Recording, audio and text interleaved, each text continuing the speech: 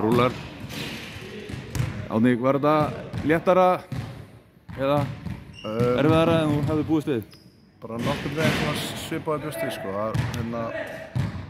Þeir eru náttúrulega búin að vera svona mæti útileikin allavega með bara 6 leikmenn, þannig að ég bjóst nú við að þeir kemur með fulla hersveit hérna móti okkur sem var raunin og búin að fá þarna mjög flottir strákar frá IR, Daða og Alfonso og Benoni sem að mér fannst allir hjálpa Amstöðinni í kvöld, þannig að við komum samt alveg undirbúinir fyrir það.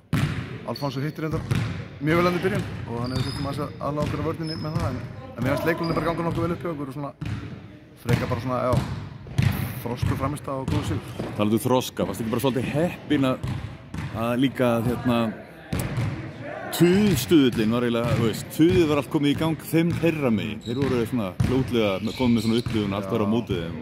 Þú veist, ég tengi alveg pínu við þetta, sko. Þú veist, þegar maður að tapa þá einhvern veginn, finnst manni allt erfiðara og einhvern veginn allir voru á mótið manni, þannig að, þú veist, ég skil pínu, en þú veist, þeir voru samt að skjóta mjög vel, fannst mér, hitta mjög vel. Við þetta líka, en þannig að skemmtilegur örugglega leikur á að horfa, fyrir alla 7 sem voru upp í stúku, að það var mikið skoraði fyrir leik, í 59-50 held ég, og já, þannig að mér veist, það voru bara, hvað maður að segja, jú, auðvitað missar einhvern veginn hausinn, en það er líka einhvern veginn okkur að þakka, við erum jákvæðir, við erum að spila vel og þeir eru að lenda í villuvandarum af því að við erum ferskir og góðir, þannig að ég veit að ekki heppnir og ekki heppnir, maður skapar sinni eigin handí.